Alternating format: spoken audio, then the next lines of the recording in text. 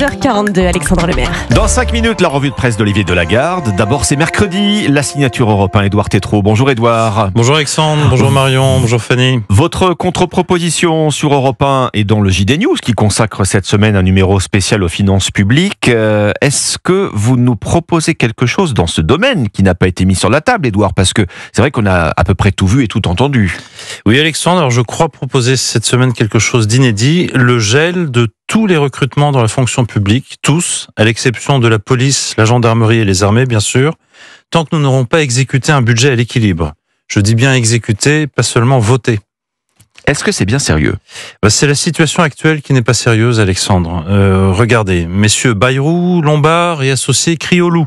Trop de dépenses, il faut faire des efforts, des économies. Enfin, que les autres, les ménages, les entreprises fassent des efforts et des économies. Pas l'État. L'État, c'est 175 milliards de déficit l'an dernier. Est-ce que vous connaissez une seule entreprise qui, lorsqu'elle a 100 euros de chiffre d'affaires, génère 50 euros de pertes et continue de recruter à tour de bras? Eh bien, c'est l'État aujourd'hui. Des jobs par dizaines de milliers dans les métiers et fonctions les plus improbables. Je cite le site très bien renseigné, vocationservicepublic.fr. Ouvrez les guillemets. La fonction publique restera en 2025 le plus grand recruteur de France. Bravo! Le top des filières qui recrutent, 100 000 jobs dans la fonction publique hospitalière, 80 000 dans le médico-social de la fonction publique territoriale. Vous pouvez intervertir les adjectifs, c'est la même chose.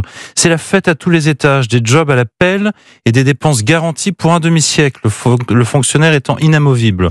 Je propose de mettre un terme à cette indécence qui est en train de nous tuer, avec une règle simple, pas un seul recrutement dans la fonction publique tant que les comptes ne sont pas à l'équilibre. Mais vous allez mettre le feu partout avec ça, Édouard, le chômage, les hôpitaux à l'arrêt? Pas du tout. Je crois que c'est l'absence de contraintes qui rend les personnes et les institutions paresseuses, inefficaces et pas contentes de leur sort. La contrainte, notamment financière, elle est vertueuse. Si vous êtes obligé de régler les choses par vous-même, sans 1 euro ou un emploi supplémentaire, eh bien, on y arrive toujours. Vous trouvez des idées, vous optimisez vos process. Ils sont les gains majeurs de productivité de la bureaucratie française avec l'arrivée du numérique. Pratiquement nulle part. Alors moi, ce que je propose, c'est 0 recrutement, 100% des départs à la retraite non remplacés, tant qu'on n'est pas à l'équilibre. C'est le plus sûr moyen de forcer l'État à se bouger, à être inventif. Nos armées y sont arrivées, alors pourquoi pas nos bureaucraties?